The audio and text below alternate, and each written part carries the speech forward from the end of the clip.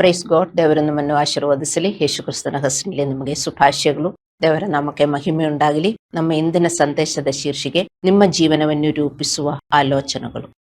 ಒಂದು ದಿನದಲ್ಲಿ ನಿಮ್ಮ ಮನಸ್ಸಿನಲ್ಲಿ ಹಾದು ಹೋಗುವ ಪ್ರತಿಯೊಂದು ಆಲೋಚನೆಗಳನ್ನು ನೋಡಲು ನಿಮಗೆ ಸಾಧ್ಯವಾಗದರೆ ಹೇಗಿರುತ್ತದೆ ಎಂದು ಊಹಿಸಿಕೊಳ್ಳಿ.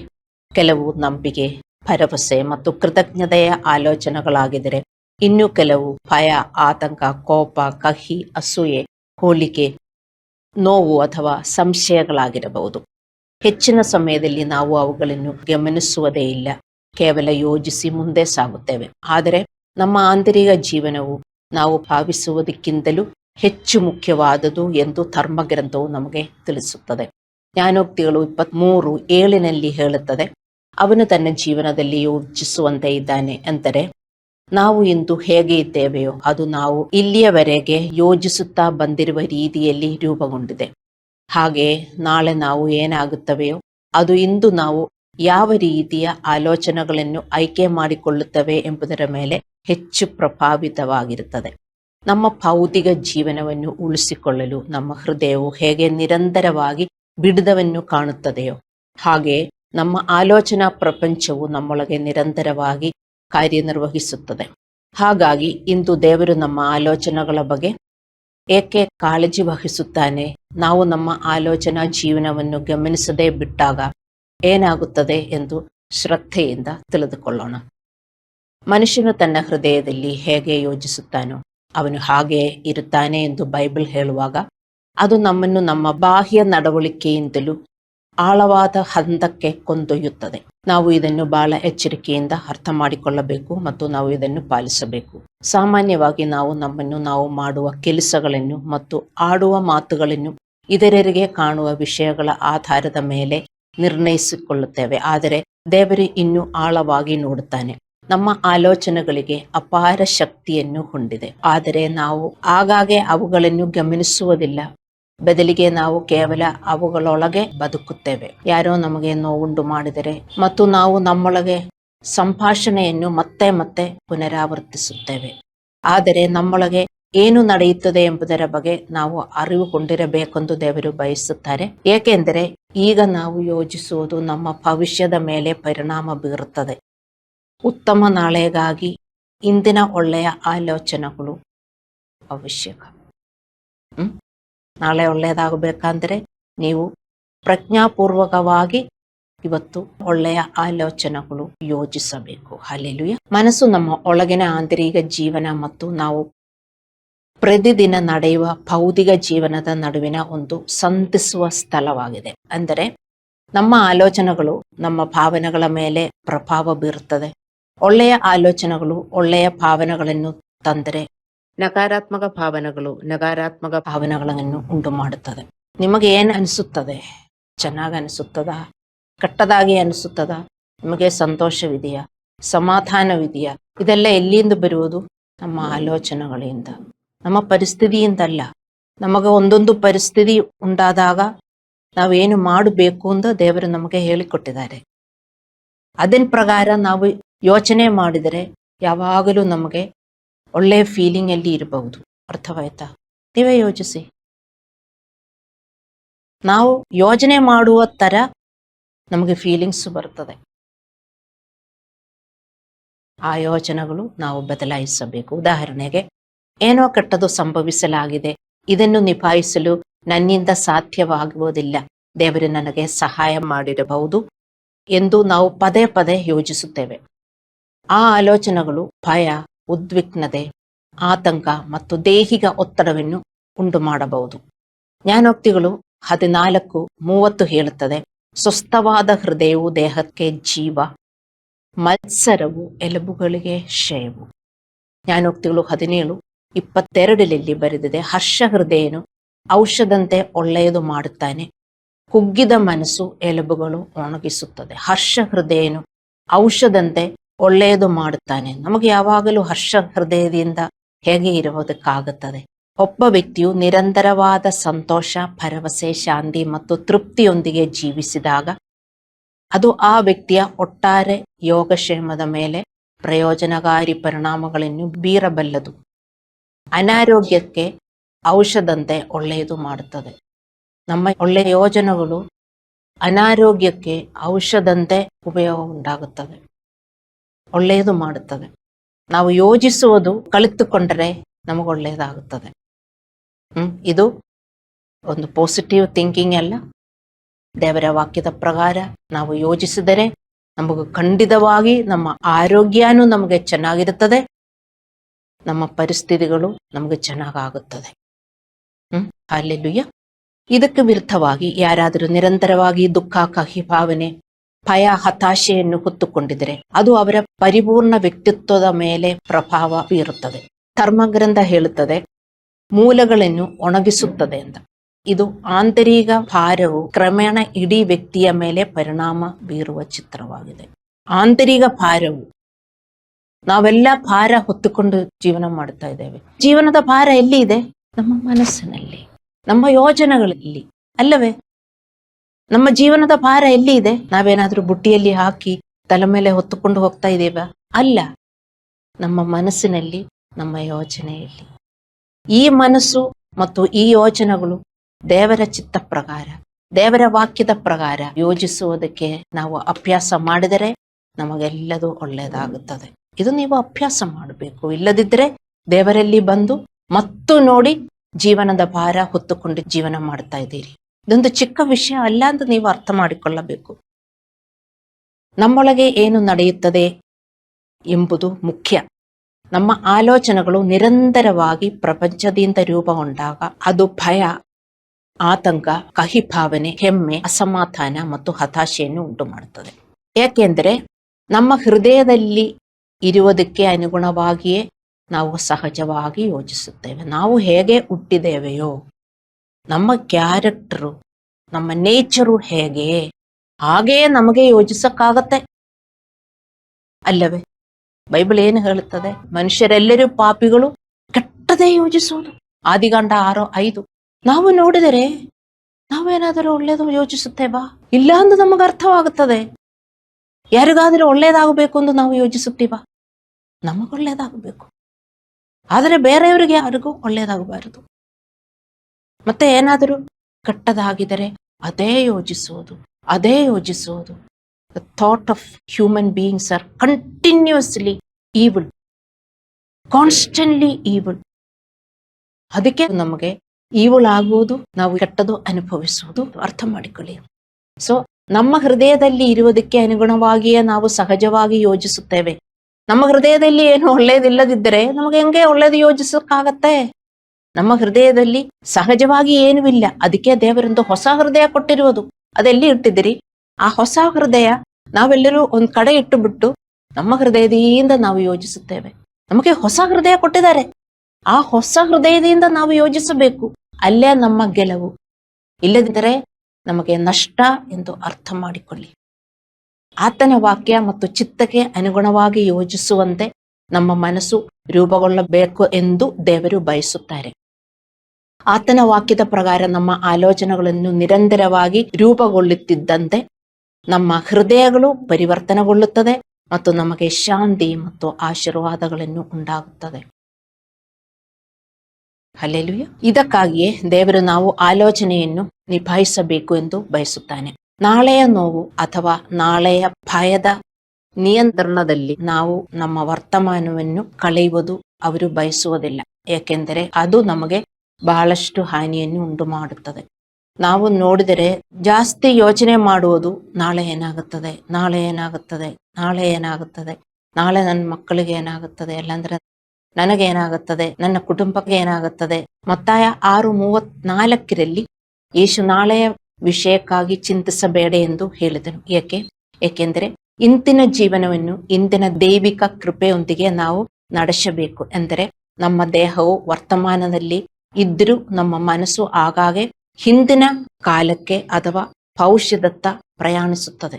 ಇವತ್ತಲ್ಲ ನಾವು ಜೀವಿಸುವುದು. ನಿನ್ನೆ ಏನೇನು ನಮಗೆ ಆಗಿದೆ, ಏನೇನು ಜನರು ಮಾಡಿದ್ದಾರೆ, ಅಲ್ಲಾಂದ್ರೆ ಏನೇನು ನಾವು ಮಾಡಬಹುದಾಯಿತು, ಮಾಡಲಿಲ್ವಲ್ಲ, ಅದು ನಾವು ಯೋಚಿಸುತ್ತೇವೆ. ಭವಿಷ್ಯತ್ತನ್ನು ನಿರ್ಲಕ್ಷಿಸಲು, ಯೋಜನೆ ರೂಪಿಸುವುದನ್ನು ನಿಲ್ಲಿಸಲು, ಹಿಂದೆ ಎಲ್ಲವನ್ನು ಖರ್ಚು ಮಾಡಲು ಅಥವಾ ಹಿಂದೆ ಪ್ರತಿಯೊಂದು ಆಸೆಯನ್ನು ಪೂರೈಸಿಕೊಳ್ಳಲು ದೇವರು ಬೋಧಿಸುತ್ತಿರಲಿಲ್ಲ. ದೇವರು ಭವಿಷ್ಯದ ಬಗೆಗಿನ ಜವಾಬ್ದಾರಿಯುತ ಸಿದ್ಧತೆಯ ಬಗ್ಗೆ ಅಲ್ಲ, ಬದಲಾಗಿ ಭವಿಷ್ಯದ ಕುರಿತಿನ ಆಂತರಿಕಕಾರಿ ಚಿಂತೆಯ ಬಗ್ಗೆ ಮಾತನಾಡುತ್ತದೆ. ಭವಿಷ್ಯದ ಬಗ್ಗೆ ನಾವು ಯೋಚಿಸಬೇಕು ಮತ್ತು ನಾವು ಪ್ಲಾನ್ ಮಾಡಿ ಇಡಬೇಕು, ಅದೊಂದು. ಆದರೆ ಅದರ ಬಗ್ಗೆ ಚಿಂತಿಸಬಾರದು, ಯೋಚಿಸಿ ಚಿಂತಿಸಬಾರದು, ಆತಂಕಗೊಳ್ಳಬಾರದು, ಭಯಪಡಬಾರದು ಎಂದು ದೇವರು ಹೇಳ್ತಾ ಇದ್ದಾರೆ. ಇದರಲ್ಲಿನ ವ್ಯತ್ಯಾಸವು ಬಹಳ ಮುಖ್ಯವಾದದ್ದು. ನಾಳೆಯ ಬಗ್ಗೆ ಯೋಜನೆ ರೂಪಿಸುವುದು ವಿವೇಕ ಮತ್ತು ನಂಬಿಕೆ, ಆದರೆ ನಾಳೆಯ ಬಗ್ಗೆ ಚಿಂತಿಸುವುದು ಅವಿಶ್ವಾಸ ಮತ್ತು ಮೂರ್ಖತನ. ನಮಗದರಿಂದ ಏನು ಸಿಗುವುದಿಲ್ಲ. ಮತ್ತಾಯ 6:31-33 ಯೇಸುದೇವರು ಹೇಳಿದರು, ನಾವು ಏನು ಊಟ ಮಾಡಬೇಕು, ಇಲ್ಲವೇ ಏನು ಕುಡಿಯಬೇಕು, ಇಲ್ಲವೇ ಯಾವುದನ್ನು ಧರಿಸಿಕೊಳ್ಳಬೇಕು ಹೇಳುತ್ತಾ ಚಿಂತ ಮಾಡಬೇಡ್ರಿ, ಯಾಕೆಂದರೆ ಅವೆಲ್ಲವುಗಳಿಗಾಗಿ ಅನ್ಯ ಜನರು ತವಕಪಡುತ್ತಾರೆ. ಆದರೆ ಇವೆಲ್ಲವುಗಳು ನಿಮಗೆ ಅಗತ್ಯವಾಗಿದೆ ಎಂದು ಪರಲೋಕದ ನಿಮ್ಮ ತಂದೆಗೆ ತಿಳಿದಿದೆ. ಆದರೆ ಮೊದಲು ನೀವು ದೇವರ ರಾಜ್ಯವನ್ನು ಆತನ ನೀತಿಯನ್ನು ಹುಡುಕಿರಿ, ಇವುಗಳ ಕೂಡ ಅವೆಲ್ಲವುಗಳನ್ನು ಕೂಡಿಸಲ್ಪಡುವುದು. ಇದೇ ನಮ್ಮ ಸಮಸ್ಯೆಗಳ ಉತ್ತರ. ನಾವೆಲ್ಲರೂ ಸಮಸ್ಯೆಯಲ್ಲಿ ಹಾದು ಹೋಗುತ್ತೇವೆ. ದೇವರೇನು ಹೇಳುತ್ತಾರೆ? ನಮ್ಮ ತಂದೆಗೆ ಇದೆಲ್ಲ ತಿಳಿದಿದೆ. ಯೇಸು ನಮ್ಮ ಪ್ರಶ್ನೆಗಳನ್ನು ಸಂಬೋಧಿಸುತ್ತಿದ್ದಾರೆ ಇಲ್ಲಿ ಮತ್ತಾಯ 6:31-33. ಸಾಮಾನ್ಯವಾಗಿ ನಾವು ಇಂದೇ ನಾಳೆಯ ಬಗೆಗಿನ ಚಿಂತೆಯನ್ನು ಹೊತ್ತುಕೊಂಡಿರ್ತೇವೆ. ನಾಳೆ ನಾನು ಕ್ಷೇಮವಾಗಿರ್ತೇನೆ, ನಾಳೆ ನನಗೆ ಏನಾಗುತ್ತದೆ, ಅಲ್ಲಾಂದರೆ ನನ್ನ ಕುಟುಂಬಕ್ಕೆ ಏನಾಗುತ್ತದೆ, ಮತ್ತು ಆತನು ನಮಗೆ ಹೀಗೆ ಕಳಿಸುತ್ತಿದ್ದಾನೆ. ನಾಳೆಯ ಚಿಂತೆಯನ್ನು ಇಂದೇ ಹೊತ್ತುಕೊಳ್ಳುವ ಅಗತ್ಯವಿಲ್ಲ. ನಿನಗೆ ಏನೆಲ್ಲ ಬೇಕಾಗುವುದೆಂಬುದು ನಿನ್ನ ತಂದೆಗೆ ಈಗಾಗಲೇ ತಿಳಿದಿದೆ. ನಾವು ಚಿಂತಿಸಬಾರದು, ಆದರೆ ಒಂದು ಕೆಲಸ ನಾವು ಮಾಡಬೇಕೆಂದು ಈ ವಾಕ್ಯ ನಮ್ಮನ್ನು ಕಳಿಸುತ್ತದೆ. ನಾವು ಚಿಂತಿಸಿ ಯೋಚನೆ ಮಾಡಿ ಭಯಪಟ್ಟು ನಾಳೆಯ ಬಗೆಗಿನ ಚಿಂತೆ ಮಾಡಿ ಇವತ್ತು ನಾವು ಕಾಲ ಕಳೆಯಬಾರದು. ಕಾರಣ ಏನು? ನಮ್ಮ ತಂದೆಗೆ ತಿಳಿದಿದೆ. ನೀವು ಅದು ಅರ್ಥ ಮಾಡಿಕೊಳ್ಳಬೇಕು, ನಿಮ್ಮ ಗೋಡೆಯಲ್ಲಿ ಅದು ಬರೆದಿಡಬೇಕು. Our heavenly father knows what we need. ನಮಗೇನು ಬೇಕಾಗಿದೆ, ನಾವೇನು ಹಾದು ಹೋಗ್ತಾ ಇದ್ದೇವೆ, ದೇವರಿಗೆ ಗೊತ್ತಿದೆ. ಅದು ನಮಗೆ ಬೇಕು ಅಂದ ದೇವರಿಗೆ ಗೊತ್ತು. ನಿಮ್ಮ ಒಂದೊಂದು ಪರ್ಸನಲ್ ಪ್ರಾಬ್ಲಮ್ಸ್ ಯೋಚಿಸಿ, ಅದೆಲ್ಲ ನಿಮಗೂ ಅತ್ಯಗತ್ಯವಾಗಿದೆ ಅಂತ ದೇವರಿಗೆ ಗೊತ್ತು. ಅದರ ಬಗ್ಗೆ ಯೋಚಿಸಿ ಭಯಪಟ್ಟು ಆತಂಕಪಟ್ಟು ಜೀವನ ಮಾಡಬೇಡಿ ಅಂತ ದೇವರಿಗೆ ಹೇಳಿದರು. ಆದರೆ ನಾವೊಂದು ಮಾತ್ರ ಮಾಡಬೇಕು, ಅದು ಮಾಡಬಾರದು. ಚಿಂತಿಸಿ ಯೋಚನೆ ಮಾಡಿ ನಾವು ಭಯಪಟ್ಟು ಜೀವನ ಮಾಡಬಾರದು. ಆದರೆ ನಾವು ಮಾಡಬೇಕಾದದ್ದು ಇಂದು ಆತನ ನೀತಿ ಮತ್ತು ಆತನ ರಾಜ್ಯವನ್ನು ಹುಡುಕಬೇಕು. ಅದು ನಮ್ಮ ಇವತ್ತಿನ ಕೆಲಸ, ಇವತ್ತು ಮಾಡಬೇಕು. ಅಂದರೆ ಇಂದು ನಾನು ಎಂತಹ ಪರಿಸ್ಥಿತಿಗಳ ಮೂಲಕವೇ ಸಾಗಿಲಿ, ನನ್ನಲ್ಲಿ ನೀತಿವಂತಿಕೆ, ಸಂತೋಷ, ಸಮಾಧಾನ ಬೆಳೆಯಬೇಕು. ಇದೇ ಇವತ್ತು ನಾನು ಮಾಡಬೇಕಾಗಿರುವುದು. ಏನು ಪರಿಸ್ಥಿತಿಗಳ ಮೂಲಕ ನಾವು ಒಂದು ದಿನ ಹಾದು ಹೋಗುತ್ತೇವೆ ಅಂತ ನಮಗೆ ಗೊತ್ತಿಲ್ಲ. ಅದಕ್ಕೆ ನಾವು ಬೆಳಗ್ಗೆ ಎದ್ದ ತಕ್ಷಣ ಪ್ರಾರ್ಥಿಸಬೇಕು, ದೇವರೇ ನಾನು ಎದರಲ್ಲಿ ಹಾದು ಹೋಗಬೇಕು ಅಂತ ನನಗೆ ಗೊತ್ತಿಲ್ಲ, ಅದರಲ್ಲೆಲ್ಲ ನಾನು ನಿಂತರ ಯೋಚಿಸಬೇಕು, ವರ್ತಿಸಬೇಕು. ಪ್ರಾರ್ಥಿಸುತ್ತೀರಾ? ಅದೇ ನಿಮ್ಮ ಗೆಲುವು. ಪ್ರಾರ್ಥಿಸಿದರೆ ಮಾತ್ರ ನಮಗೆ ಶಕ್ತಿ ಸಿಗುವುದು, ದೇವರು ಬುದ್ಧಿವಂತಿಕೆ ಕೊಡುವುದು, ನಮಗೆ ಮಾಡಕ್ಕಾಗುತ್ತದೆ. ನಮಗೆ ಮಾಡು ಬೇಡ ಅಂದ ನಾವು ಪ್ರಾರ್ಥಿಸುವುದಿಲ್ಲ. ನೀವು ಮಾಡಲಿಲ್ಲ ಅಂದರೆ ನಿಮಗೆ ನಷ್ಟ. ಹಲ್ಲೆಲೂಯಾ. ಹಾಗಾದರೆ ಇಂದಿನ ಬಗ್ಗೆ ಗಮನ ಹರಿಸುವುದು ಎಂದರೆ ವಾಸ್ತವವಾಗಿ ಏನು? ಅದರ ಅರ್ಥವಿದು: ಇಂದಿನ ಜವಾಬ್ದಾರಿಗಳಿಗೆ ಇಂದಿನ ವಿಧೇಯತೆಯನ್ನು ನೀಡುವುದು. ಇಂದಿನ ಬಗ್ಗೆ ನೀವು ಯೋಚಿಸಿ ಎಂದು ದೇವರು ಹೇಳಿದರು. ನಾಳೆಯ ಬಗ್ಗೆ ಯೋಚಿಸಬೇಡ, ಇಂದು ನೀವು ಮಾಡಬೇಕಾಗಿರುವುದು ಮಾಡಿರಿ. ಯಾಕೆಂದ್ರೆ ಇಂದು ನಮ್ಮಲ್ಲಿ ಸಂತೋಷ, ಸಮಾಧಾನ, ಲವ್, ಜಾಯ್, ಪೀಸ್, ನಿಷ್ಠೆ, ಸೌಮ್ಯತೆ, ಸೆಲ್ಫ್ ಕಂಟ್ರೋಲ್, ದೇವರ ಸೇವೆ, ಇದೆಲ್ಲ ಇಂದು ನಾವು ಮಾಡಬೇಕಾದ ಕೆಲಸ.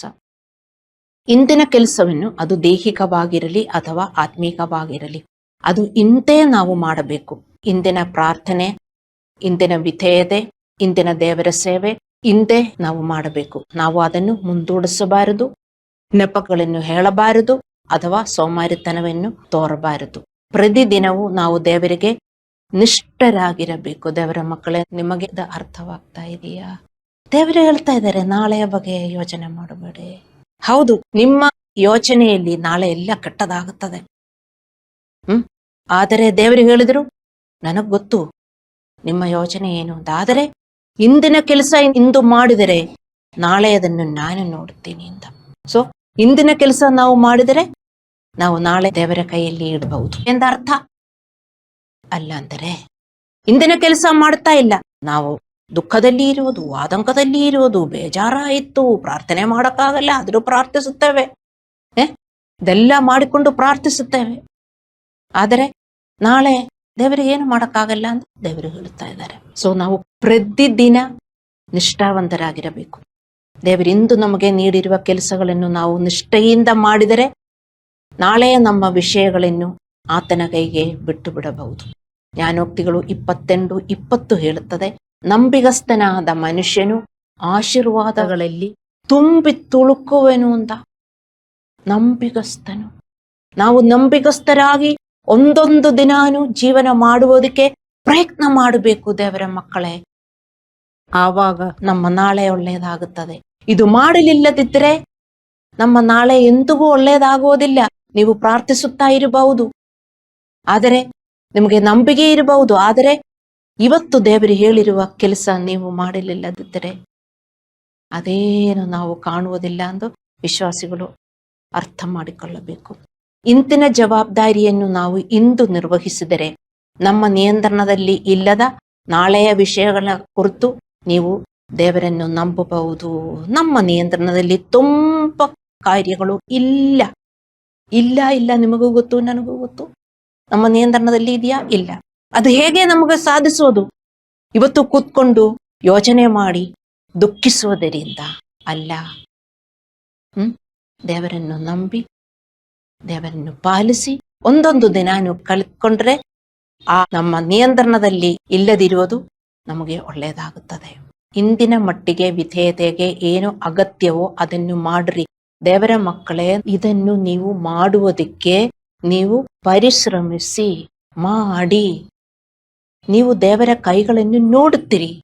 ನೀವಿದಕ್ಕೆ ಕಷ್ಟ ಎಂದು ಹೇಳಿದರೆ ದೇವರ ಕೈಗಳು ನಾವು ನೋಡುವುದಿಲ್ಲ. ಕೆಲವೊಮ್ಮೆ ನಾವು ನಮ್ಮನ್ನೇ ಹೀಗೆ ಹೇಳಿಕೊಳ್ಳಬೇಕಾಗುತ್ತದೆ, ನನ್ನ ಮನಸ್ಸು ಎಲ್ಲಿ ನೆಲೆಗೊಂಡಿದೆ. ನೀವು ಎಲ್ಲ ಚೆಕ್ ಮಾಡುತ್ತೀರಲ್ಲ, ಕೈಯಲ್ಲಿ ಸ್ವಲ್ಪ ಕೊಳೆ ಇದ್ದರೆ, ಕಾಲಲ್ಲಿ ಸ್ವಲ್ಪ ಕೊಳೆ ಇದ್ದರೆ ನೀವು ಶುಚಿ ಮಾಡುತ್ತೀರಲ್ಲ, ಮಾಡುವವರಾಗಿದ್ದರೆ. ಇಲ್ಲಾಂದ್ರೆ ಅದೇ ಇಟ್ಕೊಂಡು ಜೀವನ ಮಾಡುವವರು ಇದ್ದಾರೆ, ಅವರ ಬಗ್ಗೆ ಅಲ್ಲ.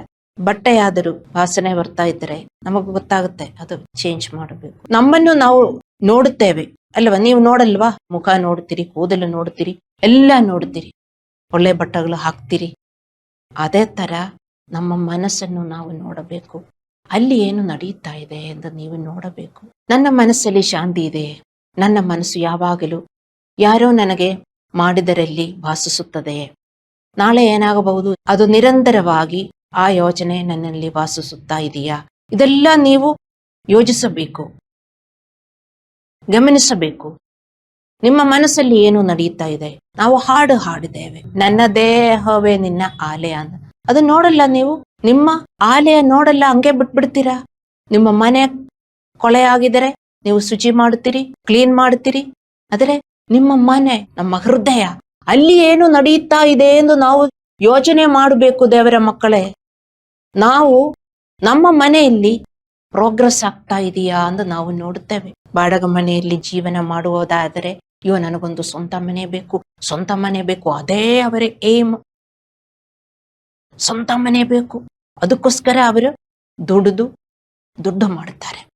ಅಲ್ಲಾಂದರೆ ಮನೆಯಲ್ಲಿ ಏನೇನು ಬೇಕು? ಅಯ್ಯೋ ಒಳ್ಳೆ ಕುರ್ಚಿಗಳಿಲ್ಲ, ಸೋಫಾ ಇಲ್ಲ, ವಾಷಿಂಗ್ ಮಿಷಿನ್ ಇಲ್ಲ, ಫ್ರಿಡ್ಜ್ ಇಲ್ಲ, AC ಇಲ್ಲ, ಮತ್ತೆ ಹಂಗೆ ಹೋಗ್ತಾ ಇರುತ್ತದೆ. AC ಇಲ್ಲ, ಹಂಗಂಗೆ ಏನೇನು, ಕಾರ್ ಇಲ್ಲ. ಮೊದಲು ಸೈಕಲ್ ಆದರೂ ಸಾಕು, ಸೈಕಲ್ ಸಿಕ್ತು, ಆಮೇಲೆ ಸ್ಕೂಟ್ರು ಸಿಕ್ತು, ಈಗ ಕಾರು, ಚಿಕ್ಕ ಕಾರು ಮತ್ತು ದೊಡ್ಡದು ಅಲ್ವೇ? ನಮಗದೆಲ್ಲ ಪ್ರಗತಿ ಉಂಟಾಗಬೇಕು. ಅದೇ ನಾವು ನೋಡುವ ಪ್ರಗತಿ. ಹಿಂಗೆಲ್ಲ ಆಗಿದರೆ ನನ್ನ ಜೀವನದಲ್ಲಿ ಪ್ರಗತಿ ಆಗ್ತಾ ಇದೆ. ಮತ್ತು ಮಕ್ಕಳು ದೊಡ್ಡವರಾಗಿದರೆ ಅವರಿಗೆ ಮದುವೆಯಾಗಬೇಕು, ಮದುವೆಯಾಗಿದರೆ ಮಕ್ಕಳಾಗಬೇಕು. ಇದೆಲ್ಲ ಆಗಿದರೆ ಪ್ರಗತಿ. 4 ಜನರು ನೋಡಿದರೆ ನನ್ನ ಮನೆಯಲ್ಲಿ ಪ್ರಗತಿ ಇದೆ, ಖುಷಿ ಅಲ್ಲವೇ? ವಿಶ್ವಾಸಿಗಳು ಹಾಗೆಯೇ ಜೀವನ ಮಾಡುವುದು, ಅದೇ ನೋಡುವುದು. ನನ್ನ ಮನೆಯಲ್ಲಿ, ನನ್ನ ಭೌತಿಕ ಮನೆಯಲ್ಲಿ, ನನ್ನ ಭೌತಿಕ ಜೀವನದಲ್ಲಿ ಪ್ರಗತಿ ಆಗ್ತಾ ಇದೆಯಾ? ಆದರೆ ಅವರು ಆಂತರಿಕ ಮನೆಯಲ್ಲಿ ಪ್ರಗತಿ ಆಗ್ತಾ ಇದೆಯಾ ಎಂದು ಅವರು ನೋಡುವುದಲ್ಲ. ನೀವು ನೋಡ್ತೀರಾ, ನನ್ನ ಆಲಯ ಹೇಗೆ ಇದೆ, ಶುಚಿ ಆಗ್ತಾ ಇದೆಯಾ, ನನ್ನಲ್ಲಿ ದೇವರು ಬೆಳೆಯುತ್ತಾ ಇದೆಯಾ, ಸಮಾಧಾನ, ಸಂತೋಷ, ಪ್ರೀತಿ, ಸೌಮ್ಯತೆ, ದೇವರ ಗುಣಗಳು ನನ್ನಲ್ಲಿ ಬೆಳೆಯುತ್ತಾ ಇದೆಯಾ, ನಾನು ದೇವರ ಸೇವೆ ಮಾಡುತ್ತಾ ಇದ್ದೀನ? ದೇವರ ಮಕ್ಕಳೇ, ಇದೇ ನಿಮ್ಮ ಪ್ರಗತಿ. ದೇವರು ಹೇಳಿದ್ರು, ಈ ಪ್ರಗತಿಯನ್ನು ನೋಡಿಕೊಳ್ಳಿ, ನೀವು ಈ ಪ್ರಗತಿಯನ್ನು ಮಾಡಿಕೊಳ್ಳಿ, ಬೇರೆ ಎಲ್ಲ ಪ್ರಗತಿಗಳು ಬಂದು ಸೇರುತ್ತದೆ ಅಂತ. ಫಸ್ಟ್ ಸೀಕ್ ಮೈ ಕಿಂಗ್ಡಮ್, ನನ್ನ ರಾಜ್ಯವನ್ನು ಮೊದಲು ಹುಡುಕ್ರಿ ಎಂದು ಹೇಳಿದರೆ ವಿಶ್ವಾಸಿಗಳಿಗೆ ಅದರ ಮೇಲೆ ನಂಬಿಕೆ ಇಲ್ಲ. ಯಾಕೆ ನಂಬಿಕೆ ಇಲ್ಲ? ದೇವರ ಮೇಲೆ ನಂಬಿಕೆ ಇದ್ದರೆ ಅವರ ವಚನದಲ್ಲಿ ನೀವು ನಂಬಿಕೆ ಇಡಬೇಕು. ಇಲ್ಲದಿದ್ದರೆ ನೀವು ಯೇಸುವನ್ನೆಲ್ಲ ನಂಬುವುದು. ನನ್ನಲ್ಲಿ ಪ್ರಗತಿ ಉಂಟಾಗ್ತಾ ಇದೆಯಾ? ಒಳಗಡೆ ಬೆಳಕು ಬರ್ತಾ ಇದೆಯಾ? ಒಂದು ಮನೆ ತಕ್ಕೊಂಡಾಗ ಕರೆಂಟ್ ಹಾಕಕ್ಕೆ ದುಡ್ಡಿರ್ಲಿಲ್ಲ, ಕ್ಯಾಂಡಲ್ ಎಲ್ಲ ಹಚ್ಚಿ ನಾವು ಜೀವನ ಮಾಡಿದೆ ಸ್ವಲ್ಪ ದಿನ. ಆದ್ಮೇಲೆ ಸ್ವಲ್ಪ ದುಡ್ಡು ಬಂದಿತ್ತು, ಕರೆಂಟ್ ಎಲ್ಲ ಹೆಚ್ಚಿದೆ ಅಲ್ಲವೇ? ಅದೇ ತರ ನಮ್ಮ ಒಳಗಡೆ ಕತ್ತಲೆ ಆಗಿದೆಯಾ ದೇವರ ಮಕ್ಕಳೇ? ಬೆಳಕಿದೆಯಾ? ನೀವು ನೋಡ್ತಾ ಇದ್ದೀರಾ? ಇದು ಯಾರಿಗೂ ನೋಡುವುದು ಬೇಡ. ಕತ್ತಲೆ ಇದೆಯಾ ಇಲ್ವೋ ಒಂದು ವಿಶ್ವಾಸಿಗಳು ನೋಡಬೇಕು. ನಮ್ಮಲ್ಲಿ ಅವರ ಪಾತ್ರಗಳು ಬೆಳೆದರೆ ಮಾತ್ರ ಲೈಟ್ ಬರುತ್ತದೆ. ಸ್ನೇಹ, ಸಂತೋಷ, ಸಮಾಧಾನ, ಸೌಮ್ಯತೆ, ಸೆಲ್ಫ್ ಕಂಟ್ರೋಲ್ ಇಲ್ಲದಿದ್ದರೆ ವಿಶ್ವಾಸಿಗಳೇ, ನಿಮ್ಮ ಆಲಯ ಕತ್ತಲಲ್ಲಿ ಇದೆ. ಅದಕ್ಕಾಗಿಯೇ ಕೆಲವೊಮ್ಮೆ ನಾವು ಏಕೆ ನಮ್ಮಲ್ಲಿ ನೆಮ್ಮದಿ ಇಲ್ಲವೋ ತಿಳಿಯುತ್ತಿಲ್ಲ ಎಂದು ನಾವು ಹೇಳುತ್ತೇವೆ. ನಮ್ಮ ಮನಸ್ಸು ದೇವಾಲಯ, ನಮ್ಮ ಹೃದಯ ದೇವಾಲಯ, ಅಲ್ಲಿ ಏನು ನಡೆಯುತ್ತಾ ಇದೆ ಎಂದು ನೀವು ಯೋಚಿಸಬೇಕು, ನೋಡಬೇಕು. ಕೆಟ್ಟದ ಮಾತ್ರ ಯೋಚಿಸುತ್ತಾ ಇದ್ದರೆ ಕತ್ತಲೆಯಲ್ಲಿ ಇದೆ ಎಂದು ನೀವು ಅರ್ಥ ಮಾಡಿಕೊಳ್ಳಬೇಕು. ನೋವಿನ ನೆನಪುಗಳು ಮೇಲ್ಮೈಗೆ ಬರಬಹುದು, ಇದ್ದಕ್ಕಿದ್ದಂತೆ ಭಯ ಉಂಟಾಗಬಹುದು. ಆ ಆಲೋಚನೆಗಳು ಎಲ್ಲಿಂದ ಬಂತು ಎಂಬುದು ಪ್ರಶ್ನೆಯಲ್ಲ. ಅದು ಬಂದ ನಂತರ ನಾವು ಅದರೊಂದಿಗೆ ಏನು ಮಾಡಿದೆ ಎಂದೇ ಪ್ರಶ್ನೆ. ಯೋಚನೆಗಳು ಬರುತ್ತದೆ. ಯೋಚನೆಗಳು ಬಂದರೆ ನೀವು ಪಾಪಿಗಳು, ನೀವು ನಾನು ಪಾಪಿಗಳು ಎಂದು ನಾವು ಹೇಳಕ್ಕಾಗಲ್ಲ. ಆ ಯೋಚನೆ ಬರ್ತದೆ, ತಕ್ಷಣ ಅದು ಸೆರೆ ಹಿಡಿದು ನಾವು ಯೇಸುವನ್ನು ಪಾಲಿಸಬೇಕು.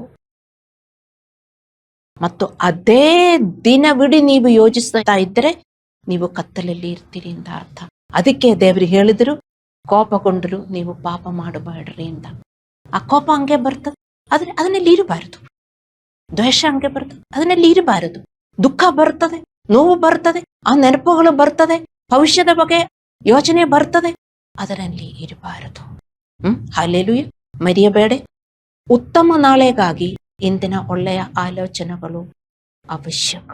ಉತ್ತಮ ನಾಳೆಗಾಗಿ. ಯಾಕೆಂದರೆ ಏನು ಬೈಬಲ್ ಹೇಳುತ್ತದೆ, ಅವನು ತನ್ನ ಜೀವನದಲ್ಲಿ ಯೋಜಿಸುವಂತೆ ಇದ್ದಾನೆ. ನೀವು ನಾಳೆಗೆ ಒಳ್ಳೆಯ ಯೋಜನೆಗಳನ್ನು ಇವತ್ತು ಮಾಡಲಿಲ್ಲದಿದ್ರೆ ಹೇಗೆ ನೀವು ಒಳ್ಳೆಯ ದಿನಗಳು ನಾಳೆ ನೋಡ್ತೀರಿ? ನಾವು ಸದಾ ನಕಾರಾತ್ಮಕ ಮತ್ತು ಚಿಂತಾಜನಕ ಆಲೋಚನೆಗಳಲ್ಲೇ ಮುಳುಗಿದರೆ ಉತ್ತಮವಾದ ನಾಳೆ ನಮಗೆ ಹೇಗೆ ಸಿಗಲು ಸಾಧ್ಯ? ದೇವರ ಮಕ್ಕಳೇ, ದೇವರ ಚಿತ್ತದಂತೆ ನಿಮ್ಮ ಭವಿಷ್ಯಕ್ಕಾಗಿ ಮತ್ತು ನಾಳೆಗಾಗಿ ನೀವು ಏನು ಬಯಸುತ್ತೀರೋ ಅದರ ಬಗ್ಗೆ ನೀವು ಹಿಂದೆ ಯೋಚಿಸಬೇಕು. ದೇವರ ವಾಕ್ಯದ ಪ್ರಕಾರ, ದೇವರ ಇಚ್ಛೆಯ ಪ್ರಕಾರ, ದೇವರ ಚಿತ್ತದ ಪ್ರಕಾರ, ನಮ್ಮ ಭರವಸೆಗಳ ಪ್ರಕಾರ ಸ್ವಲ್ಪ ಟೈಮ್ ಹಿಡಿದು ನೀವು ಯೋಚಿಸಬೇಕು. ಬರೀ ಪ್ರಾರ್ಥಿಸುವುದಲ್ಲ. ನಾನು ಯಾವಾಗಲೂ ಹೇಳುತ್ತೀನಿ, ವಿಶ್ವಾಸಿಗಳೆಲ್ಲರೂ ಪ್ರಾರ್ಥಿಸುತ್ತಾರೆ, ಆದರೆ ಧ್ಯಾನ ಮಾಡುವುದಿಲ್ಲ. ಏನವರು ಧ್ಯಾನ ಮಾಡುವುದು ಇದೆ? ಏನು? ದುಃಖ, ಜನರು ಕೆಟ್ಟದು ಮಾಡಿರುವುದು, ಅಲ್ಲಾಂದ್ರೆ ನಾಳೆ ಏನಾಗುತ್ತದೆ, ಕೆಟ್ಟದು ಮಾತ್ರ ಅವರು ಧ್ಯಾನಿಸುವುದು. ಪ್ರಾರ್ಥಿಸುವ ಸಮಯದಲ್ಲಿ ಪ್ರಾರ್ಥಿಸಬೇಕು. ಇನ್ನೊಂದಿದೆ ದೇವರ ಮಕ್ಕಳೇ, ಧ್ಯಾನಿಸುವುದು. ನಾವು ಪ್ರಜ್ಞಾಪೂರ್ವಕವಾಗಿ ದೇವರ ವಾಕ್ಯಗಳು ನಂಬಿಕೆಯಿಂದ ನಾವು ಧ್ಯಾನಿಸಲಿಲ್ಲದಿದ್ದರೆ ಒಳ್ಳೆಯ ದಿನಗಳು ನಾಳೆ ನಾವು ನೋಡುವುದಿಲ್ಲ. ಅರ್ಥ ಮಾಡಿಕೊಳ್ಳಿ. ಬೈಬಲಲ್ಲಿ ಏನು ಬರೆದಿದೆ ಅದು ನಾವು ಮಾಡುವುದಿಲ್ಲ. ಆದರೆ ಬೈಬಲಲ್ಲಿ ಏನು ಭರವಸೆ ದೇವರು ಕೊಟ್ಟಿದ್ದಾರೆ ಅದೆಲ್ಲ ನಾವು ನೋಡುತ್ತಾ ಇರ್ತೇವೆ. ನಾವು ಮೂರ್ಖರಲ್ವೇ? ಅರ್ಥವಾಗುವುದಿಲ್ಲ. ಇದಕ್ಕೆ ಸ್ಪಿರಿಚುವಲ್ ಸೆನ್ಸ್ ಅಂತ ಹೇಳ್ತೇವೆ. ಕಾಮನ್ ಸೆನ್ಸ್ ನಿಮ್ಗೆ ಅರ್ಥವಾಗುತ್ತದೆ. ಇದಕ್ಕೆ ಸ್ಪಿರಿಚುವಲ್ ಸೆನ್ಸ್ ಬೇಕು. ಹಲ್ಲೆಲೂಯ. ಅದಾದ್ದರಿಂದ ನಾವು ಇಂದು ಒಳ್ಳೆಯ ದೈವಿಕ ಆಲೋಚನೆಗಳನ್ನು ಬೆಳೆಸಿಕೊಳ್ಳದಿದ್ದರೆ ನಾಳೆ ಒಳ್ಳೆಯ ದಿನಗಳನ್ನು ಅನುಭವಿಸಲು ನಮಗೆ ಕಷ್ಟ ಆಗುತ್ತದೆ. ಅರ್ಥ ಮಾಡಿಕೊಳ್ಳಿ. ಇವತ್ತಿನ ಮೆಸೇಜ್ ಇದಾದರೂ ನೀವು ಯೋಚನೆ ಮಾಡಿ, ಬರೆದಿಟ್ಕೊಳ್ಳಿ. ಧ್ಯಾನಿಸುವುದು ಎಷ್ಟು ಮುಖ್ಯ ಅಂತ ಇನ್ನೊಂದ್ಸಾರಿ ನಾನು ಹೇಳ್ತೀನಿ. ನೀವು ಪ್ರಜ್ಞಾಪೂರ್ವಕವಾಗಿ ದೇವರ ವಾಕ್ಯಗಳನ್ನು ಧ್ಯಾನಿಸಲಿಲ್ಲದಿದ್ದರೆ ನಿಮ್ಮ ಹೃದಯ ಕೆಟ್ಟದು ಮಾತ್ರ ಯೋಜಿಸುತ್ತದೆ. ನೀವು ನಾಳೆ ಅದೇ ನೋಡುವುದು ಎಂದು ನೀವು ಅರ್ಥ ಮಾಡಿಕೊಳ್ಳಬೇಕು. ಒಳ್ಳೆಯ ನಾಳೆ ದೇವರು ಹೇಳಿರುವ ಪ್ರಕಾರ ನಡೆಯಬೇಕಂದ್ರೆ ನೀವು ಅದರ ಪ್ರಕಾರ ಯೋಚಿಸಬೇಕು. ಉಸಿರಾಟದ ಬಗ್ಗೆ ಯೋಚಿಸಿ. ಉಸಿರಾಟವು ನಿರಂತರವಾಗಿ ನಡೆಯುತ್ತಿರುತ್ತದೆ. ಅದರ ಅರಿವೇ ನಮಗೆ ಇರುವುದಿಲ್ಲ. ನಾವು ಯಾವಾಗಲೂ ಉಸಿರಾಡುತ್ತೇವೆ, ನಾವು ಅರಿಯುವುದೇ ಇಲ್ಲ. ಆದರೂ ಪ್ರತಿಯೊಂದು ಉಸಿರು ನಮಗೆ ಮುಖ್ಯವಾಗಿದೆ. ಏಕೆಂದರೆ ಉಸಿರಾಟವೇ ನಮ್ಮ ಭೌತಿಕ ಜೀವನವನ್ನು ಉಳಿಸಿಕೊಳ್ಳುತ್ತದೆ. ನಮಗದಕ್ಕೆ ಅನುಮಾನನೇ ಇಲ್ಲ. ಅದೇ ರೀತಿ ನಮ್ಮ ಮನಸ್ಸಿನಲ್ಲಿ ಆಲೋಚನೆಗಳು ನಿರಂತರವಾಗಿ ಹರಿಯುತ್ತಿರುತ್ತದೆ. ಹೇಗೆ ನಾವು ಉಸಿರಾಡುತ್ತೇವೆ, ನಮಗೆ ಪ್ರಜ್ಞಾನೇ ಇಲ್ಲ. ಅದೇ ತರ ನಮ್ಮ ಹೃದಯದಲ್ಲಿ ನಾವು ಯೋಚನೆ ಮಾಡುತ್ತಾ ಇರ್ತೇವೆ. Yes or no? ಎಸ್. ನಾವು ಪ್ರತಿಯೊಂದು ಆಲೋಚನೆಯನ್ನು ಪ್ರಜ್ಞಾಪೂರ್ವಕವಾಗಿ ಗಮನಿಸದಿರಬಹುದು. ಆದರೆ ನಮ್ಮ ಆಲೋಚನಾ ಜೀವನವು ನಿರಂತರವಾಗಿ ನಮ್ಮ ಆಂತರ್ಯದ ಮೇಲೆ ಪ್ರಭಾವ ಬೀರುತ್ತದೆ. ಆದರೆ ನಾವು ಯೋಚಿಸುವುದೆಲ್ಲ ನಮ್ಮ ದೇಹಕ್ಕೂ ನಮ್ಮ ಭವಿಷ್ಯಕ್ಕೂ ಕಾರಣವಾಗುತ್ತದೆ ಎಂದು ನೀವು ಅರ್ಥ ಮಾಡಿಕೊಳ್ಳಬೇಕು. ರೋಮಪುರದವರಿಗೆ 8:6 ಬೈಬಲ್ ಇದರ ಕುರಿತು ಅತ್ಯಂತ ಗಂಭೀರವಾದ ಸತ್ಯವನ್ನು ನಮಗೆ ತಿಳಿಸುತ್ತದೆ. ಶಾರೀರಿಕ ಮನೋಭಾವವು ಮರಣ, ಆದರೆ ಆತ್ಮಿಕ ಮನೋಭಾವವು ಜೀವನ ಮತ್ತು ಸಮಾಧಾನವೂ ಆಗಿದೆ. ಪೌಲನು ಮನಸ್ಸನ್ನು ಜೀವ ಮತ್ತು ಶಾಂತಿಯೊಂದಿಗೆ ಜೋಡಿಸುತ್ತಾನೆ ಎಂಬುದು ಗಮನಿಸಿ. ಇದರರ್ಥ ನಮ್ಮ ಆಲೋಚನಾ ಜೀವನ ಮತ್ತು ನಮ್ಮ ಮನಸ್ಸಿನ ದಿಕ್ಕು ಮುಖ್ಯವಾದದ್ದು ಎಂದು ದೇವರು ನಮಗೆ ಕಳಿಸುತ್ತಾನೆ. ನಮ್ಮ ಮನಸ್ಸು ನಿರಂತರವಾಗಿ ಭಯ, ಚಿಂತೆ, ಅಸಮಾಧಾನ, ಕೋಪ, ಕಹಿ, ಅಸೂಯೆ, ಆತಂಕ, ಅವಿಶ್ವಾಸ ಮತ್ತು ಶಾರೀರಿಕ ಬಯಕೆಗಳತ್ತ ಸಾಗಿದಾಗ ನಮ್ಮೊಳಗೆ ಏನೋ ಒಂದು ನಡೆಯುತ್ತದೆ ಎಂದು ನಾವು ಅರ್ಥ ಮಾಡಿಕೊಳ್ಳಬೇಕು. ಅದು ಜೀವನವಲ್ಲ, ಬದಲಾಗಿ ನಿಧಾನಗತಿಯ ಸಾವು. ನಾವು ಹೊರನೋಟಕ್ಕೆ ಇನ್ನೂ ಕಾರ್ಯನಿರ್ವಹಿಸುತ್ತಿರಬಹುದು, ಆದರೆ ಒಳಗಿನಿಂದ ನೀವು ಶಾಂತಿಯನ್ನು ಹಾಗೂ ಆಧ್ಯಾತ್ಮಿಕ ಸಂವೇದನೆಯನ್ನು ಕಳೆದುಕೊಳ್ಳುತ್ತೇವೆ ಮತ್ತು ನಮ್ಮೊಳಗೆ ಜೀವ ಮತ್ತು ಶಾಂತಿಯನ್ನು ನಾವು ಕಳೆದುಕೊಳ್ಳುತ್ತೇವೆ. ಉಸಿರಾಟ ನಿಮಗೆಷ್ಟು ಮುಖ್ಯ ಎಂದು ನಿಮಗೂ ಗೊತ್ತಿದ್ದರೆ ನಿಮ್ಮ ಒಂದೊಂದು ಯೋಚನೆಯು ನಿಮಗೆ ಅಷ್ಟು ಮುಖ್ಯ. ಒಳ್ಳೆಯದು ಮಾಡುವುದಕ್ಕೂ ಕೆಟ್ಟದು ಮಾಡುವುದಕ್ಕೂ ನಾವು ಪ್ರಜ್ಞಾಪೂರ್ವಕವಾಗಿ ಈ ಉಸಿರಾಟವನ್ನು ನಾವು ಮಾಡಲಿಲ್ಲದಿದ್ದರೆ ದಿನವಿಡೀ ನಾವು ಸಾಯ್ತಾ ಇದ್ದೇವೆ ಅಂತ ಅರ್ಥ ಮಾಡಿಕೊಳ್ಳಿ. ಹಲ್ಲೆಲೂಯ. ನಮ್ಮ ಆಲೋಚನೆಗಳು ದೇವರು ನಮಗೆ ನೀಡಿರುವ ಆಶೀರ್ವಾದದ ಒಂದು ಭಾಗವಾಗಿದೆ. ಯಾವುದರ ಕುರಿತು ನಾವು ಚಿಂತಿಸಬಾರದು ಎಂದು ದೇವರು ನಮಗಿವತ್ತು ಅರಿವು ಕೊಟ್ಟಿದ್ದಾರೆ, ಅಲ್ಲವೇ? ಯೇಸು ದೇವರು ನಿಮ್ಮನ್ನು ಕರೆದು ಅರಿವು ಕೊಟ್ಟಿದ್ದಾರೆ. ನಾವು ಕತ್ತಲಲ್ಲಿ ಇದ್ದವರು ದೇವರ ಪ್ರಕಾಶದಲ್ಲಿ, ಅವರ ಜ್ಞಾನದಲ್ಲಿ ದೇವರು ಕರ್ಕೊಂಡು ಬಂದಿರುವುದು. ಆದರೂ ನೀವು ಕತ್ತಲಲ್ಲಿ ಇನ್ನೂ ಜೀವಿಸಿದರೆ, ಆತನ ವಾಕ್ಯ, ಸತ್ಯ ಮತ್ತು ಚಿತ್ತಕ್ಕೆ ಅನುಗುಣವಾಗಿ ಯೋಚಿಸಲು ಪ್ರಾರಂಭಿಸಿದಾಗ ನಮ್ಮ ಆಲೋಚನೆಗಳು ಆಶೀರ್ವಾದವಾಗುತ್ತದೆ ಮತ್ತು ಆಶೀರ್ವಾದಗಳನ್ನು ನಾವು ಪಡೆಯುತ್ತೇವೆ. ಈಗ ನೀವು ರೋಗಿಗಳಾಗಿದ್ದರೆ ನೀವು ಪ್ರಾರ್ಥಿಸಬೇಕು ಮತ್ತು ನೀವು ಯೋಚಿಸಬೇಕು, ನಾನು ಗುಣಮುಖವಾಗುತ್ತೀನಿ, ನನ್ನ ರೋಗಗಳೆಲ್ಲ ನನ್ನಿಂದ ಬಿಟ್ಟು ಹೋಗುತ್ತದೆ, ನಾನು ದೇವರ ರಾಜ್ಯದಲ್ಲಿ ನಾನು ಬದುಕುತ್ತೀನಿ, ದೇವರು ಹೇಳುವ ಪ್ರಕಾರ ನಾನು ಜೀವಿಸುತ್ತೀನಿ. ಅಲ್ಲಾಂದರೆ ನಿಮಗೊಂದು ಪ್ರಾಬ್ಲಮ್ ಇದ್ದರೆ, ಇಲ್ಲ ಅದೆಲ್ಲ ನನಗೆ ಬಿಡುಗಡೆ ಆಗುತ್ತದೆ, ನನ್ನ ಫ್ಯಾಮಿಲಿಯಲ್ಲಿ ಒಳ್ಳೆಯದಾಗುತ್ತದೆ ಎಂದು ದೇವರು ಭರವಸೆ ಕೊಟ್ಟಿದ್ದಾರೆ. ಅದರ ಪ್ರಕಾರ ನೀವು ಯೋಚಿಸಬೇಕು. ನಾವು ಲೌಕಿಕ ಅಥವಾ ದೈವಿಕವಲ್ಲದ ಆಲೋಚನೆಗಳಿಗೆ ನಮ್ಮನ್ನು ನಿಯಂತ್ರಿಸಲು ಅವಕಾಶ ನೀಡಿದಾಗ ಅದೇ ಆಲೋಚನೆಗಳು ನಮಗೆ ಹಾನಿ ಮಾಡುತ್ತದೆ ಮತ್ತು ನಮ್ಮ ಆಶೀರ್ವಾದಗಳನ್ನು ಕಳೆದುಕೊಳ್ಳುತ್ತೇವೆ. ಕೊನೆಯದಾಗಿ ನಾವು ಅರ್ಥ ಮಾಡಿಕೊಳ್ಳೋಣ, ತಪ್ಪು ಕ್ರಿಯೆಗಳಿಗೆ ಹೇಗೆ ಪರಿಣಾಮಗಳಿರುತ್ತವೆಯೋ ಹಾಗೆಯೇ ದೇವರ ಸತ್ಯಕ್ಕೆ, ದೇವರ ಚಿತ್ತಕ್ಕೆ ನಿರಂತರವಾಗಿ ವಿರುದ್ಧವಾದ ಆಲೋಚನೆಗಳ ಮೇಲೆ ನಮಗೆ ಪರಿಣಾಮಗಳನ್ನು ಎದುರಿಸಬೇಕಾಗುತ್ತದೆ. Please understand this truth. ನಾವು ಪ್ರಾರ್ಥನೆ ಮಾಡ್ತೇವೆ, ಪ್ರಾರ್ಥನೆ ಆದ ಮೇಲೆ ನಾವೇನು ಯೋಚನೆ ಮಾಡುತ್ತೇವೆ, ದೇವರ ಚಿತ್ತಕ್ಕೆ ವಿರುದ್ಧವಾಗಿ ನಾವು ಯೋಚಿಸುತ್ತಾ ಇದ್ದರೆ ನಮಗದನ್ನ ಪರಿಣಾಮ ಉಂಟಾಗುತ್ತದೆ. ಆದುದರಿಂದ ನಮ್ಮ ಆಲೋಚನೆಗಳನ್ನು ಕಾಯ್ದುಕೊಳ್ಳುವುದು ಸಣ್ಣ ಅಗತ್ಯವಲ್ಲ, ಅದು ಆಧ್ಯಾತ್ಮಿಕ ಶಿಸ್ತು. ಇದು ನಮ್ಮ ಜೀವನದಲ್ಲಿ ದೇವರ ಆಶೀರ್ವಾದಗಳೊಂದಿಗೆ ಸಹಕರಿಸುವ ಒಂದು ಮಾರ್ಗವಾಗಿದೆ. ನಿಮ್ಮ ಆಲೋಚನೆಗಳ ಮೂಲಕ ನಿಮಗೆ ಜೀವ ತುಂಬಲು ನೀವು ಜಾಗರೂಕರಾಗಿರಬೇಕು. ಅಷ್ಟೇ ಅಲ್ಲ, ಇನ್ನೊಂದು ಸತ್ಯ, ನಿಮ್ಮ ಆಲೋಚನೆಗಳು ಕೇವಲ ನಿಮಗಾಗಿ ಮತ್ತು ನಿಮ್ಮ ಕುಟುಂಬಕ್ಕಾಗಿ ಮಾತ್ರ ಬೆಳೆಸಬಾರದು. ನಿಮಗೆ ಇನ್ನೊಂದು ಕುಟುಂಬ ಇದೆ, ದೇವರು ಕೊಟ್ಟಿರುವ ಕುಟುಂಬ. ಆ ಕುಟುಂಬಕ್ಕಾಗಿಯೂ ನೀವು ಏನೇನು ನಿಮ್ಮ ಮನೆಯಲ್ಲಿ ಏನೇನು ಚೆನ್ನಾಗಾಗಬೇಕು, ಅದೇ ತರ ನಿಮಗೆ ಇನ್ನೊಂದು ಕುಟುಂಬ ದೇವರು ಕೊಟ್ಟಿದ್ದಾರೆ. ಅಲ್ಲಿ ಬರುವವರೆಲ್ಲೂ ಅದೇ ಒಳ್ಳೆಯದಾಗಬೇಕು ಎಂದು ನೀವು ಯೋಜಿಸಬೇಕು. ನೀವು ಪ್ರಾರ್ಥಿಸುತ್ತಾ ಇರಬಹುದು. ಯೋಜಿಸುತ್ತಾ ಇದ್ದೀರಾ? ನೀವು ಯೋಜಿಸಬೇಕು. ಅವರು ಚೇಂಜ್ ಆಗುತ್ತಾರೆ, ಅವರ ಮನೆಯಲ್ಲಿ ಒಳ್ಳೆಯದಾಗುತ್ತದೆ. ನೀವು ಯೋಜಿಸಬೇಕು. ನನ್ನ ಮನೆಯಲ್ಲೂ ನನ್ನ ಕುಟುಂಬ ಸದಸ್ಯರು ಚೇಂಜ್ ಆಗಬೇಕು. ಅದಕ್ಕೆ you should go to one church. ಚಿಕ್ಕ ಚರ್ಚ್ ಆದರೆ ಯಾರ್ಯಾರು ಅಲ್ಲಿ ಬರ್ತಾರೆ ಎಂದು ನಮಗೆ ಗೊತ್ತಾಗುತ್ತದೆ. ನಮಗೆ ಫೆಲೋಶಿಪ್ ಇರುತ್ತದೆ, ಕನೆಕ್ಷನ್ ಇರುತ್ತದೆ. ಅದಕ್ಕೆ ನಮಗೆ ಕನೆಕ್ಷನ್ ಇರಬೇಕು. ಅವರಲ್ಲಿ ಏನಾಗುತ್ತದೆ ಎಂದು ನಮಗೆ ತಿಳಿದಿರಬೇಕು. ಅವರ ಕಷ್ಟ ಸುಖ ಎಲ್ಲ ನಮಗೆ ತಿಳಿದಿದ್ದರೆ ನಾವು ಅವರಿಗೋಸ್ಕರ ಬರೀ ಪ್ರಾರ್ಥಿಸುವುದಲ್ಲ, ಯೋಚಿಸಬೇಕು.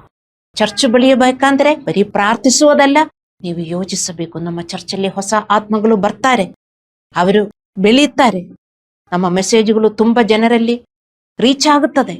ನೀವು ಯೋಚಿಸಬೇಕು, ಬರೀ ಪ್ರಾರ್ಥಿಸುವುದಲ್ಲ. ಸೊ ನಿಮ್ಮ ಆಲೋಚನೆಗಳು ಕೇವಲ ನಿಮಗಾಗಿ ಮತ್ತು ನಿಮ್ಮ ಕುಟುಂಬಕ್ಕಾಗಿ ಮಾತ್ರ ಬೆಳೆಸಬೇಡಿ. ಇದರನ್ನು ಬಲಪಡಿಸಲು, ಆಶೀರ್ವದಿಸಲು ನೀವು ಬೆಳೆಸಬೇಕು. ನೀವು ಇದರಿಗಾಗಿ ಪ್ರಾರ್ಥಿಸುವಂತೆಯೇ ಇದರಿಗಾಗಿ ಒಳ್ಳೆಯದನ್ನು ನೀವು ಯೋಜಿಸಬೇಕು. ಇದು ನಿಮಗೆ ತುಂಬಾ ಪಾಯಿಂಟ್ಸ್ ನಾನು ಕೊಟ್ಟಿದೆ. ಇದೆಲ್ಲ ನೀವು ಮಾಡ್ತಾ ಇರಲಿಲ್ಲ. ಪಾಸ್ಟರ್ಗೋಸ್ಕರ ಬರೀ ಪ್ರಾರ್ಥಿಸುವುದಲ್ಲ, ನೀವು ಯೋಜಿಸಬೇಕು. ಹೌದು, ಪಾಸ್ಟರ್ ಶಕ್ತಿಯಿಂದ ಸಭೆ ನಡೆಸುತ್ತಾರೆ, ಪಾಸ್ಟರ್ಗೆ ದೇವರ ಸ್ಟ್ರೆಂಗ್ತ್ ಕೊಡುತ್ತಾರೆ. ಪಾಸ್ಟರ್ಗೆ ಎಷ್ಟೊಂದು ಸ್ಟ್ರೆಂಗ್ತ್ ಬೇಕು ಒಂದು ಸಭೆ ನಡೆಸುವುದಕ್ಕೆ. ಯಾರು ಪ್ರಾರ್ಥಿಸುವುದು? ನೀವು ಪ್ರಾರ್ಥಿಸಲಿಲ್ಲ ಅಂದ್ರೆ ನನಗೆ ಯಾರು ಪ್ರಾರ್ಥಿಸುತ್ತಾರೆ? ನೀವು ಯೋಚಿಸಲಿಲ್ಲ ಅಂದ್ರೆ ನನಗೆ ಯಾರು ಯೋಚಿಸುತ್ತಾರೆ? ನೀವು ಅರ್ಥ ಮಾಡಿಕೊಳ್ಳಬೇಕು. ನಾನಿದ್ದೀನಿ ನಿಮಗೆ ಪ್ರಾರ್ಥಿಸುವುದಕ್ಕೆ, ಒಳ್ಳೆಯದೆಲ್ಲ ಯೋಚಿಸುವುದಕ್ಕೆ. ಆದರೆ ನನಗೆ ಮಾಡುವುದಕ್ಕೆ ನನಗೆ ಬೇಡವಾ? ನನಗೆ ಬೇಡವಾ ಪ್ರಾರ್ಥನೆ? ನನಗೆ ಬೇಡವಾ ಈ ಯೋಚನೆಗಳು? ಯಾರು ಮಾಡುತ್ತಾರೆ? ಯಾರು ಯೋಚಿಸುತ್ತಾರೆ? ಇದೇ ಕ್ವಶನ್ ಮಾರ್ಕ್. ನಮ್ಮ ಸಭೆಗೋಸ್ಕರ ಯಾರು ಪ್ರಾರ್ಥಿಸುತ್ತಾರೆ? ಯಾರು ಯೋಚಿಸುತ್ತಾರೆ? ನೀವೇ. ಬರೀ ಪ್ರಾರ್ಥಿಸುವುದಲ್ಲ, ನೀವು ಯೋಚಿಸಬೇಕು. ನಿಮ್ಮ ಆಲೋಚನೆಗಳು ನಿಮಗೆ ಹಾಗೂ ಇತರರಿಗೆ ಆಶೀರ್ವಾದವಾಗಲಿ ಮತ್ತು ನಿಮ್ಮ ಹೆಚ್ಚು ಆಶೀರ್ವಾದ ಪೂರ್ಣ ಜೀವದತ್ತ ಕೊಂಡೊಯ್ಯಲಿ. ನಾವು ಕಣ್ಣುಗಳನ್ನು ಮುಚ್ಚಿ ಪ್ರಾರ್ಥಿಸೋಣ.